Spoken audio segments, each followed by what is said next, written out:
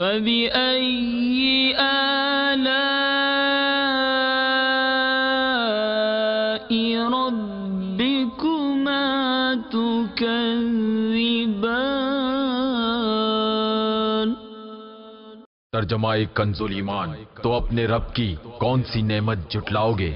الحمدللہ رب العالمین والصلاة والسلام علی سید المرسلین، اما بعد فاعوذ باللہ من الشیطان الرجیم، بسم اللہ الرحمن الرحیم۔ الصلاة والسلام علیک یا رسول اللہ وعلی آلک واصحابک یا حبیب اللہ۔ الصلاة والسلام علیک یا نبی اللہ وعلی آلک واصحابک یا نور اللہ۔ میٹھے میٹھے اسلامی بھائیوں اور مدنی چینل کے ناظرین، سرکار مدینہ راحت قلب و سینہ، صاحب معطر پسینہ صلی اللہ تعالی علیہ وآلہ وسلم کا فرمان عافیت نشان ہے۔ اے لوگو، بے شک بروز قیامت اس کی دہشتوں اور حساب کتاب سے جلد نجات پانے والا شخص وہ ہوگا جس نے تم میں سے مجھ پر دنیا کے اندر بکثرت درود شریف پڑھے ہوں گے۔ صلو علی الحبیب صلی اللہ تعالی علی محمد۔ میٹھے میٹھے اسلامی بھائیوں، اللہ تبارک و تعالی کی کس قدر بڑی نعمت ہے آنکھ۔ حضرت سیدنا امام محمد بن اسماعیل بخاری علیہ رحمت اللہ الباری یہ بچپن میں نابینا ہو گئے تھے۔ اب اس وقت کے مشہور طبیبوں سے علاج کروایا گیا، لیکن ان کی آنکھوں کی روشنی یعنی بینائی یہ واپس نہ آ سکی۔ آپ رحمت اللہ تعالی علیہ کی والدہ ماجدہ بہت زیادہ عبادت گزار تھیں۔ انہوں نے رب عز و جل کی بارگاہ میں دعا مانگی کہ اے اللہ عز و جل میرے بیٹے کی آنکھیں روشن کر دے۔ ایک رات انہیں خواب میں اللہ تعالیٰ کے پیارے نبی خلیل اللہ حضرت سیدنا ابراہیم علیہ نبینا علیہ السلام کی زیارت ہوئی تو آپ نے ارشاد فرمایا کہ اللہ تعالیٰ نے تمہارے رونے اور کثرت سے دعا مانگنے کے سبب تمہارے بیٹے کی آنکھیں روشن کر دی ہیں۔ صبح جب حضرت سیدنا امام بخاری علیہ رحمت اللہ الباری بستر سے اٹھے تو ان کی آنکھیں روشن ہو چکی تھیں۔ حضرت سیدنا امام شافعی علیہ رحمت اللہ القوی فرماتے ہیں کہ 4 چیزیں آنکھوں کی بینائی کی تقویت کا باعث ہیں۔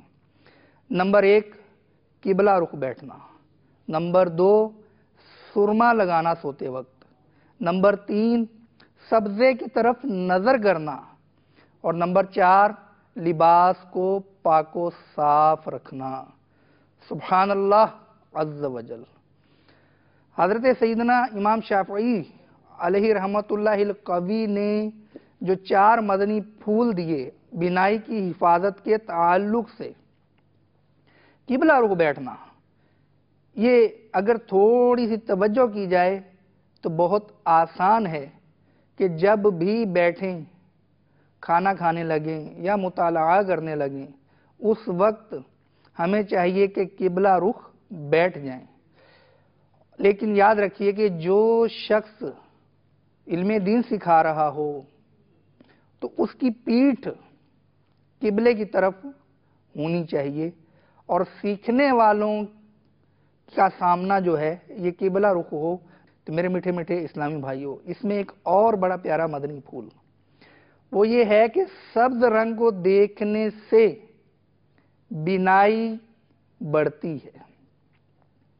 آپ کو بھی یاد آیا ہوگا، مجھے بھی یاد آیا کہ سبز گنبد جو ہمارے پیارے آقا ملجا و ماوا صلی اللہ تعالی علیہ وآلہ وسلم کے روضہ پر انوار پر جو گنبد جگمگا رہا ہے نور مصطفیٰ صلی اللہ تعالی علیہ وآلہ وسلم سے، اس کا رنگ سبز ہے۔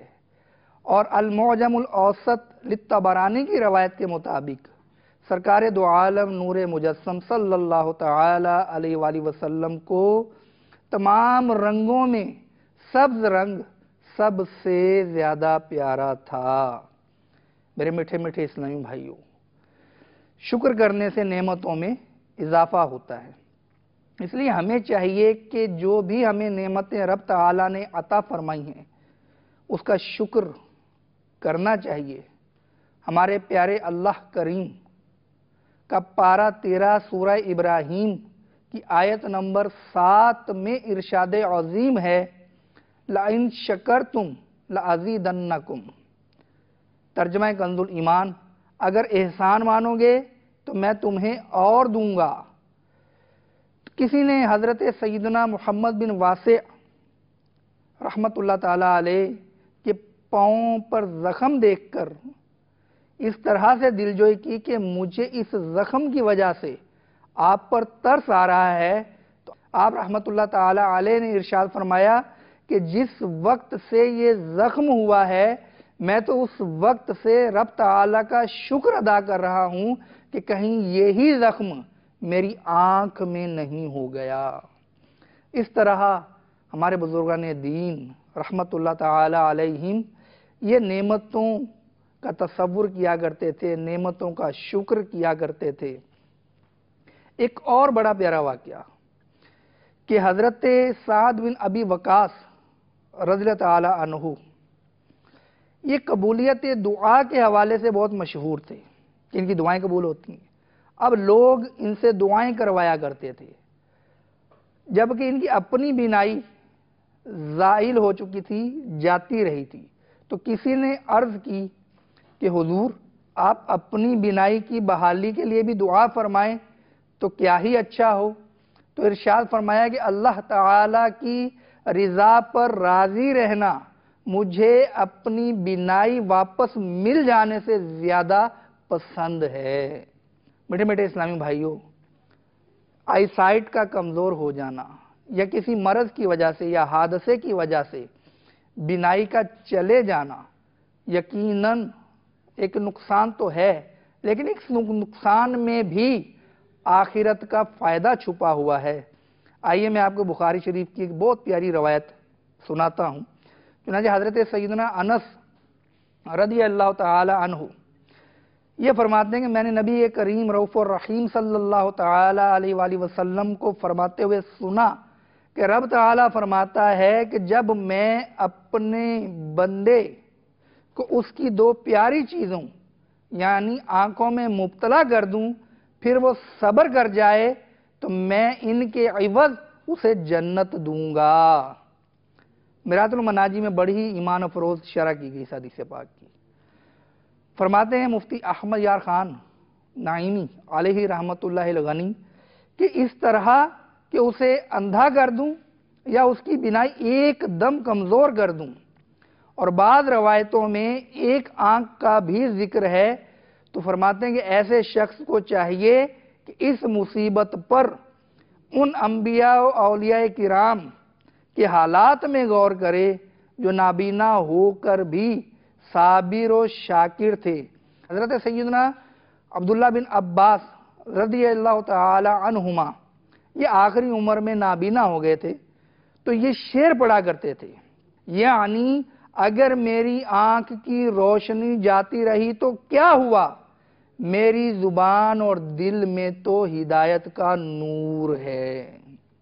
میرے میٹھے میٹھے اسلامی بھائیوں، بینائی کے چلے جانے پر ہمارے بزرگان دین کس طرح صبر و شکر کیا کرتے تھے، یہ حکایتیں ان اسلامی بھائیوں اور مدنی چینل کے ناظرین کے لیے ڈھارس کا سبب ہیں جن کی بینائی کمزور ہو جاتی ہے یا کسی حادثے کی وجہ سے یا مرض کی وجہ سے آنکھ کی بینائی جاتی رہتی ہے۔ حضرت سیدنا ابو بصیر رحمت اللہ تعالی علیہ نابینا تھے، یہ فرماتے ہیں کہ میں ایک بار حضرت سیدنا امام باقر علیہ رحمت اللہ القادر کی خدمت سراپا عظمت میں حاضر ہوا اور آپ رحمت اللہ تعالی علیہ نے میرے چہرے پر ہاتھ پھیرا تو میری آنکھیں روشن ہو گئیں، پھر دوبارہ ہاتھ پھیرا تو میں نابینا ہو گیا۔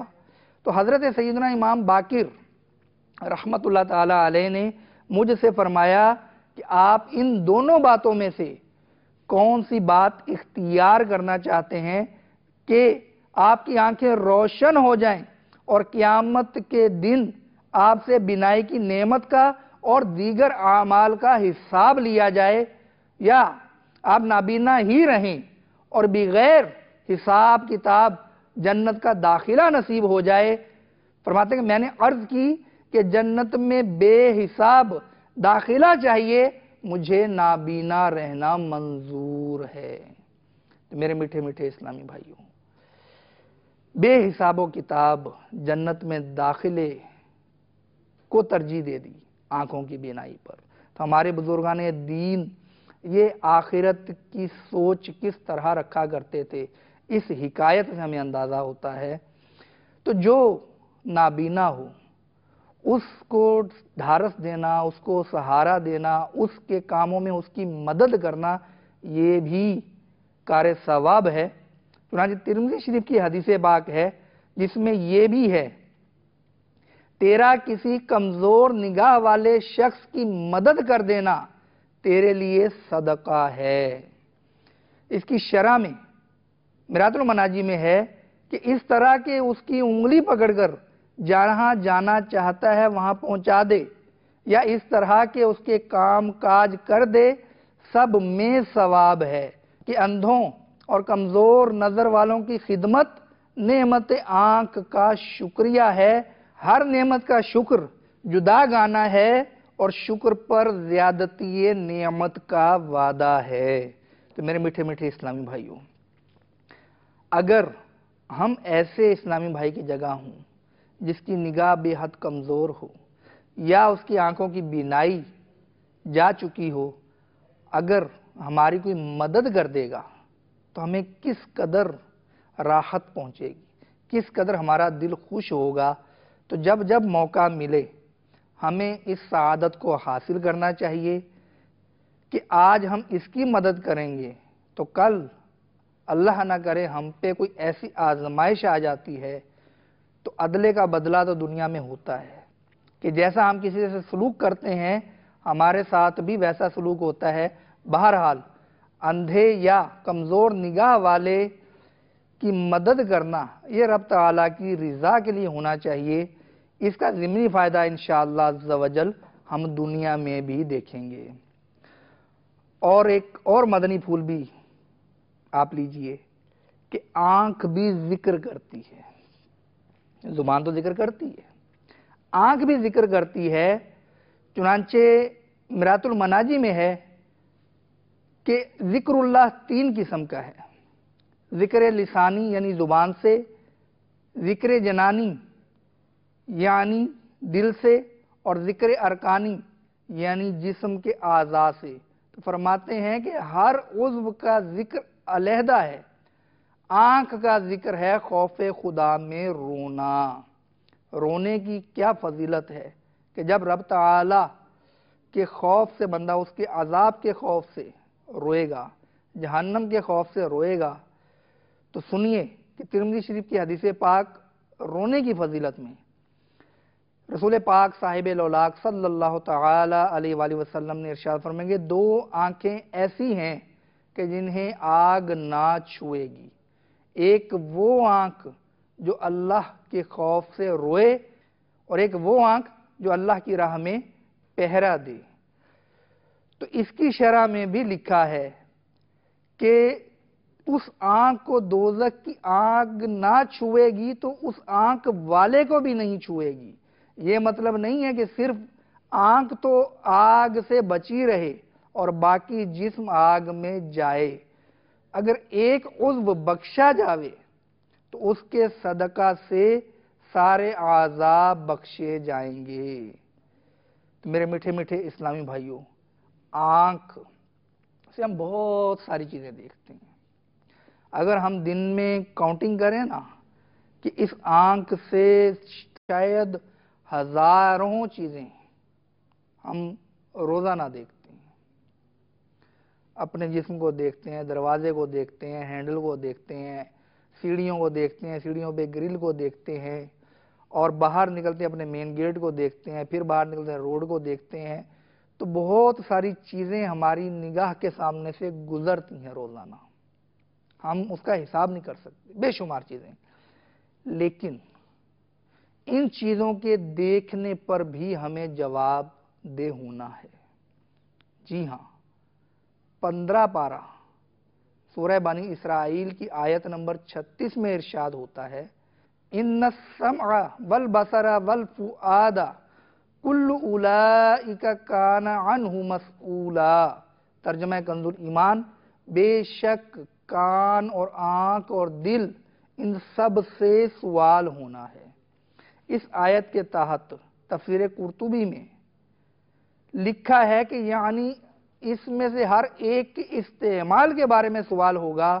چنانچہ دل سے پوچھا جائے گا کہ اس کے ذریعے کیا سوچا گیا اور پھر کیا اعتقاد رکھا گیا، جبکہ آنکھ اور کان سے پوچھا جائے گا کہ تمہارے ذریعے کیا دیکھا اور کیا سنا گیا. میرے میٹھے میٹھے اسلامی بھائیوں، جہاں ظاہری آنکھوں کی حفاظت ضروری ہے، وہیں نگاہ کی حفاظت کے جس چیز کو ہم دیکھتے ہیں اس کے دیکھنے پر بھی سزا و جزا ہے، تو وہاں پر بھی ہمیں احتیاط کرنا ہوگی کہ اس کی بھی حفاظت کرنی ہوگی نگاہ کی. تو نگاہ کی حفاظت کے تعلق سے بہت ہی اہم مدنی پھول قبول کیجئے کہ جب یہ نگاہ بہک جائے تو پھر دل بہکتا ہے. دل جب بہک جائے تو پھر گناہ بندے سے ہونا شروع ہو جاتے ہیں. تو اگر یہ انٹری گیٹ آنکھوں کا، اس پر بھی ہم اگر کچھ نہ کچھ چیک لگا دیں کہ آنکھیں جھکا کر رکھیں گے تو بہت ساری چیزیں دیکھنے سے ہم بچ جائیں گے. اگرچہ ان چیزوں کا دیکھنا جائز بھی ہو، لیکن اگر نگاہیں جھکانے کی عادت ہوگی تو پھر اگر کوئی ایسی چیز ہمارے سامنے آ جاتی ہے جس کو دیکھنا ہمارے لیے جائز نہیں ہے، تو ہم نگاہ کی حفاظت کرنے میں بہت اچھے انداز سے کامیاب ہو سکتے ہیں.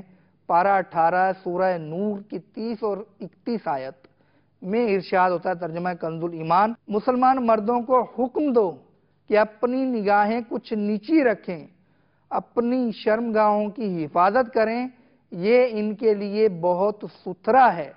بے شک اللہ کو ان کے کاموں کی خبر ہے. اور مسلمان عورتوں کو حکم دو کہ اپنی نگاہیں کچھ نیچی رکھیں اور اپنی پارسائی کی حفاظت کریں.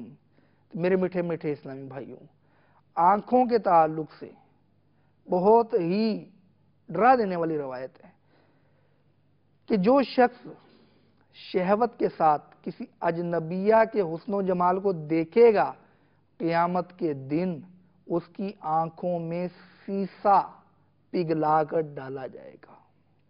آج معمولی سا مچھر اگر ہماری آنکھ میں چلا جائے، ریت کا یا خاک کا ایک ذرہ چھوٹا سا یہ ہماری آنکھ میں چلا جائے تو ہم تکلیف کے مارے اچھل پڑتے ہیں اور کوشش کرتے ہیں کہ کسی طرح اس درد سے جلد از جلد ہمیں نجات مل جائے.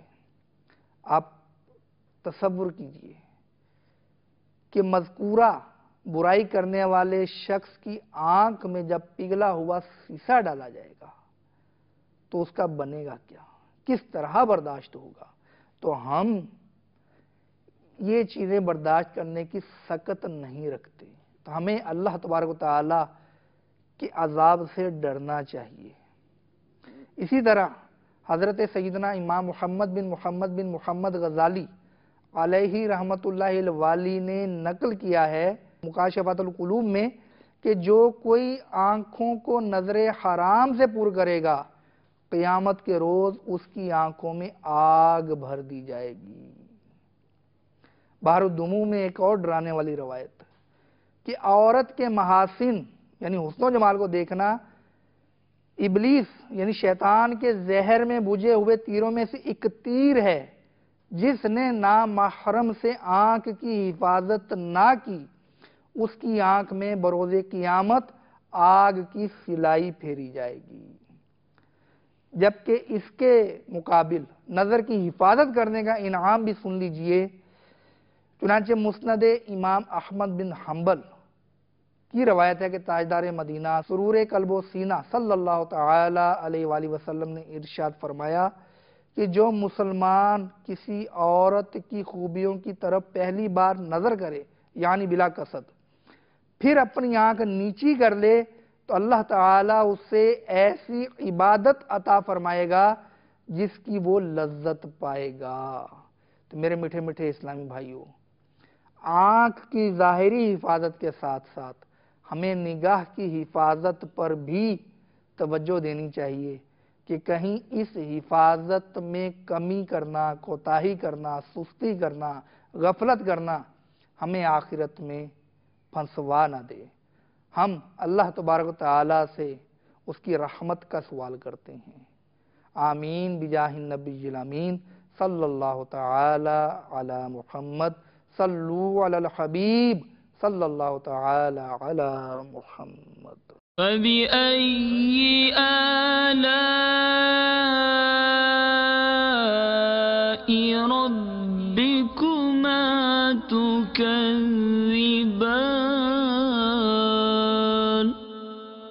ترجمہ کنز ایمان، تو اپنے رب کی کون سی نعمت جھٹلاؤ گے؟